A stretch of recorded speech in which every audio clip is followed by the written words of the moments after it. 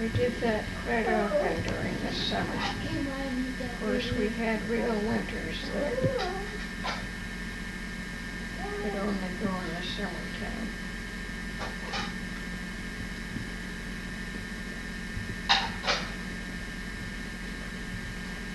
Then there were the bluffs. They were a lot of fun. Climbed up those. They were not just hills, they were quite big. One was called Burn Bluff, the other Sorens. That must have been named some person.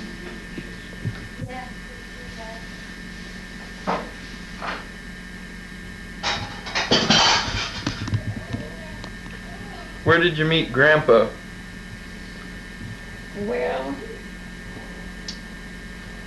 my mother's sister, my Aunt May, had moved from northern Minnesota to Northfield, where Carleton College is located. And she went there so that her sons could go to college. And I visited there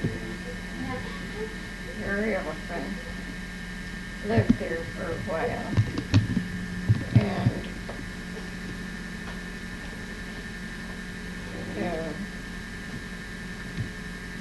John, her grandpa,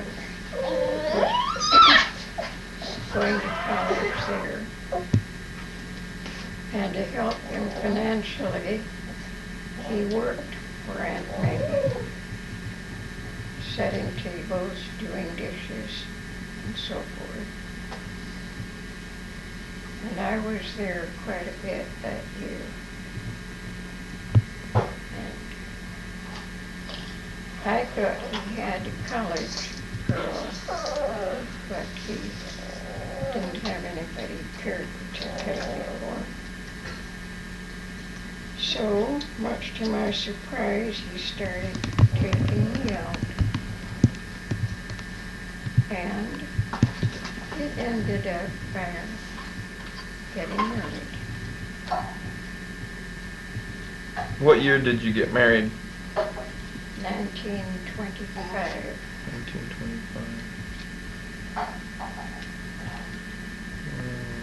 1925. Well, it was pretty bad because Aunt May's son, Ralph, was just at the right age to go. And he was a lieutenant, and they were in a foxhole during one of the battles. And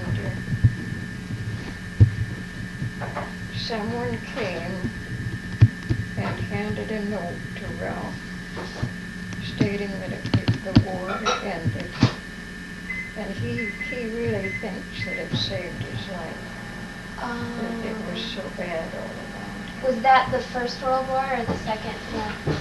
That must have been first. First, yeah. Yes, because we haven't had a war.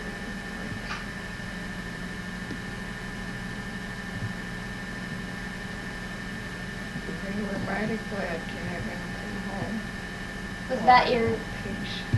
Yeah. Was that your? So that was your cousin. Mm-hmm. Was that your mom's side?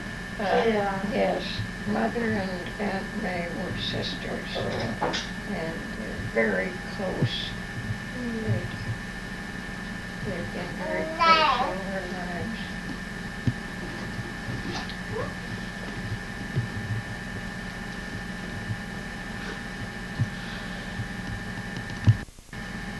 Well, Go ahead. oh, I was going to ask, what was the first car you had? Oh. Well, John had a car in college, a funny old thing that he could get around in, but it was just just an open car, no top. We had some fun with it. But we were glad when we got our first car. It was a little coupe, Ford coupe. And you'd be surprised, when we went on our honeymoon, he had fixed that so that we could sleep under the seat. There was only the one seat. But he arranged it where he opened back up under the seats for a bed. And we were very comfortable. And we went to the state park for our honeymoon, had a good time.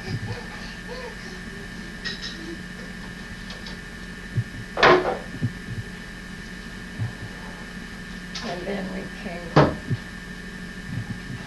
back and went to Pipestone, where he taught for all the years until we came out here.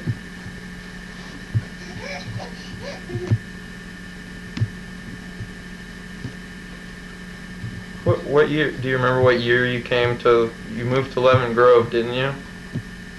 Lemon Grove. Well, we came out here in 45 and spent a year in Coronado. Oh, really? Yeah, that's where he had his first teaching position. But he didn't care to stay there because it was so largely Navy. It just didn't suit him too well.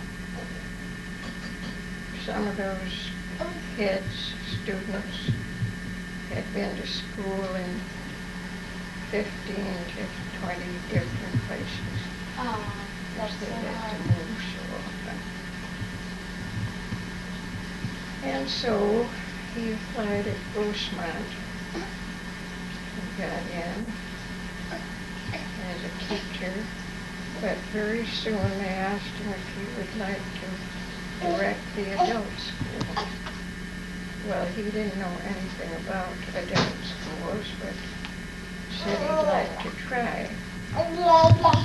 That school was terribly run down because people hadn't had gas during the war to get to classes. Oh, yeah. But the